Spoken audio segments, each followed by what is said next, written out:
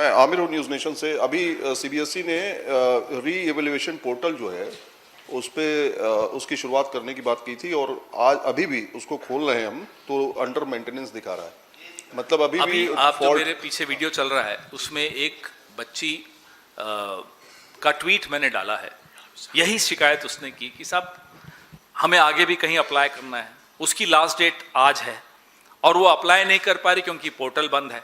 ऐसे हजारों लाखों केसेस हैं जहां पोर्टल बंद है, सीबीएसई हाथ खड़ा कर देगी, धर्मेंद्र प्रधान हमें फ्रस्ट्रेटेड कह देंगे, मोदी जी आम खा लेंगे, खत्म।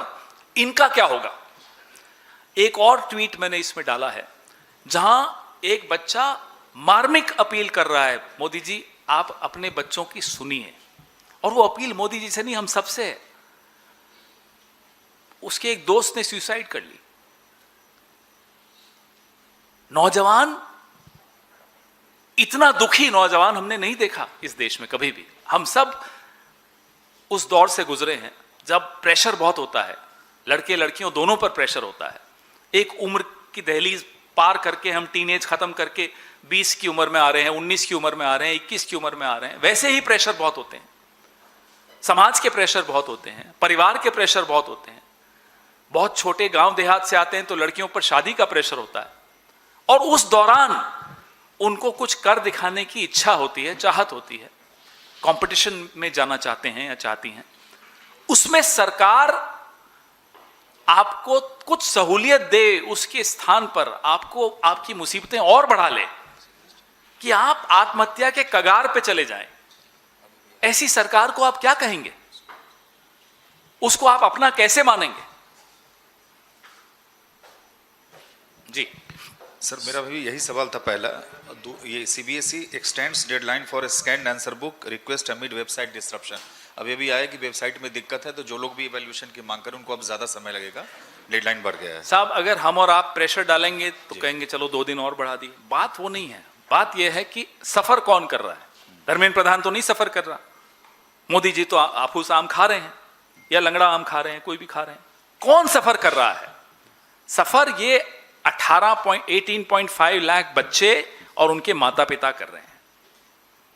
सीबीएसई एक एस्पिरेशनल क्लास है। जो राजीव जी ने सपना देखा 21वीं शताब्दी का, एक एस्पिरेशनल क्लास को अपील किया। उस एस्पिरेशनल क्लास को पहले कदम पर ही ठोकर लग जाए तो वो क्या एस्पायर करेगी साहब, और क्या हासिल करेगी वो एस्पिरेशनल क्लास? तो इस चीज की चिंता तो सबको करनी पड़ेगी कि पहले कदम पे आप उनको गिरा रहे हो और फिर उनसे उम्मीद करो कि दौड़ लगाएंगे, देश को आगे ले जाएंगे, खुद आगे बढ़ेंगे। कैसे बढ़ेंगे? तभी ना हर साल इतने लोग अपनी इन्वेस्टमेंट्स हिंदुस्तान से उठाकर बाहर ले जा रहे हैं। उन्हें दिख रहा है क्या हो रहा है। I don't blame them. Sir, उच्चतम न्यायालय ने जब जवाबदेही तय करने की बात कही तो सरकार की तरफ से कहा गया कि प्रधानमंत्री खुद अब इस पर नजर रखेंगे। तो क्या आपको लगता है कि आगे के लिए ये लीकेज नहीं होगी, या जिस कंपनी को जो ही सुना सब डर गए और ज्यादा? ये तो धमकी थी कि प्रधानमंत्री खुद निगरानी कर, भाई साहब बख्श दो। 12 साल आपने जो जो निगरानी रखी हमने देख लिया।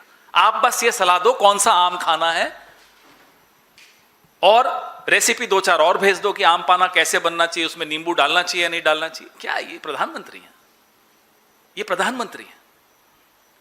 भाई साहब आप निगरानी मत रखो, शायद हमारा बेड़ा पार हो जाएगा।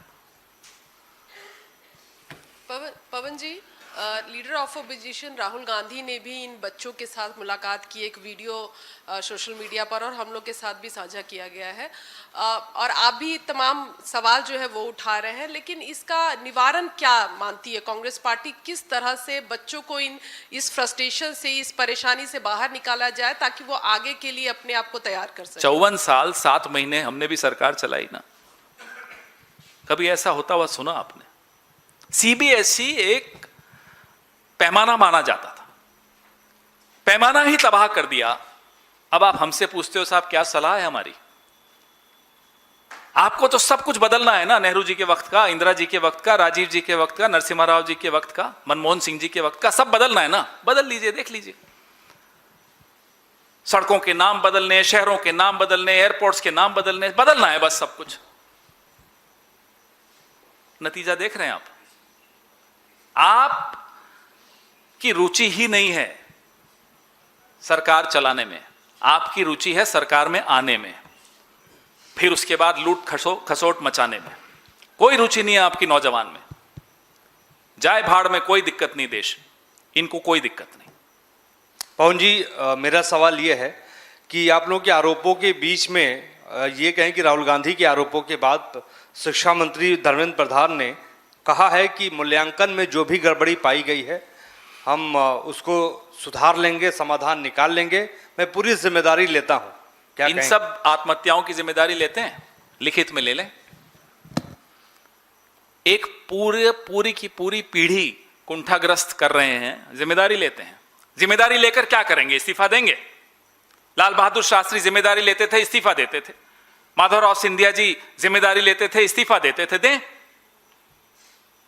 दिखाएं हिम्मत, हम तब मान लेंगे हां आप जिम्मेदारी लेते हैं। या मोदी जी इनको जिम्मेदार माने, इनका इस्तीफा लें। न वो इस्तीफा देंगे न ये इस्तीफा लेंगे, सिर्फ जबानी जमा खर्च कि साहब मैं जिम्मेदारी लेता हूं। लीजिए जिम्मेदारी इन आत्महत्याओं की, लीजिए जिम्मेदारी इस कुंठाग्रस्त पीढ़ी की और इस्तीफा दीजिए। पवन सर, जाजी रुक जाइए। आपका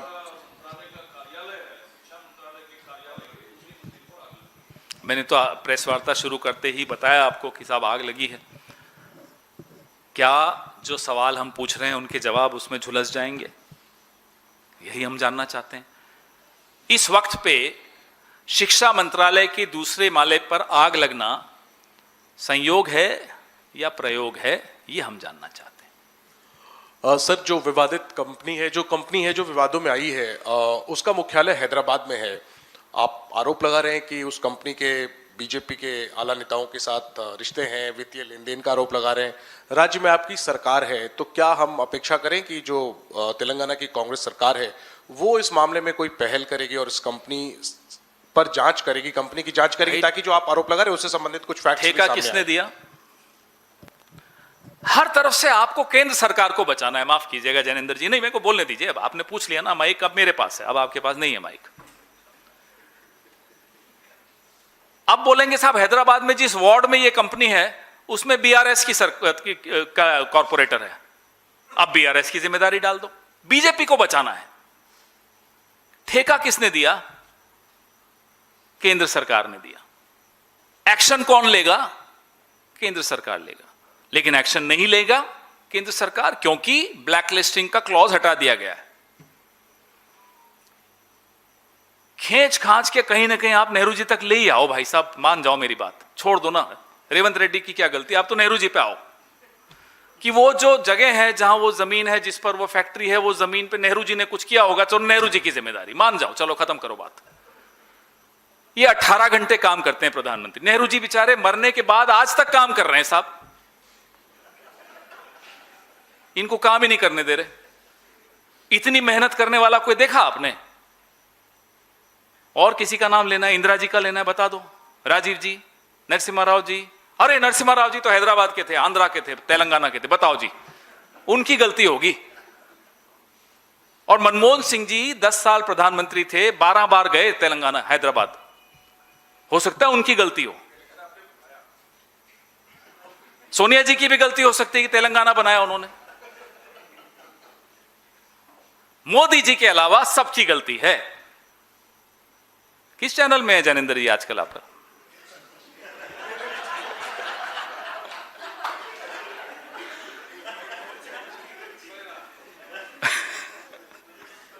भूल गया था इसलिए पूछा आपसे। पवन जी, सवाल ये है कि इनका जो सिस्टम इन्होंने जो नया बनाया, और वो जाहिर सी बात है कि इसमें कहने में कोई आपत्ति नहीं होना चाहिए, क्योंकि यहाँ जितने भी बैठे हैं हम पेरेंट्स भी हैं और दर्द सबका है कि इन्होंने सिस्टम के साथ खिलवाड़ किया, बच्चों के साथ खिलवाड़ किया है। लेकिन क्या जो पुराना सिस्टम ये जब इनका सिस्टम फेलियर हो गया, तो इस बात के लिए क्यों आमादा है कि दोबारा पैसे लेकर बच्चों से उसी तरीके से एवोल्यूशन कराएंगे? क्या पुराने सिस्टम से एवोल्यूशन नहीं करा सकता? एक बच्ची से पर्सनली मैं जानता हूँ, उसके IIT में 90% नंबर आए, 85% प्लस थे, और वो 3 सब्जेक्ट्स में फेल है। उसके मदर फादर की 5 लाख फीस जमा हो गई और बुरी तरह से परेशान है वो, जो अदिति शुक्ला, चंडीगढ़ से नाम उसका जो। तो क्या दोबारा से इवैल्यूएशन पुराने तरीके से नहीं हो सकता? क्यों नए सिस्टम के पीछे पड़े हुए हैं? हाँ, ये तो बात आपकी बहुत सही है, जायज बात है। पोर्टल रिपेयर हो रहा है या पोर्टल काम नहीं कर रहा तो पोर्टल के खुलने की इंतजार कर रहे हैं, कह रहे हैं साहब थोड़े दिन और 2000 रुपये अभी भी लेंगे बच्चों से रीवैल्यूएशन के। कंपनी को कोई नुकसान नहीं होना चाहिए, खत्म। इनका दिमाग में सिर्फ एक ही चीज है, हमारे दोस्त को कोई नुकसान नहीं होना चाहिए, देश के नौजवान का कोई नुकसान हो जाए कोई फर्क नहीं पड़ता।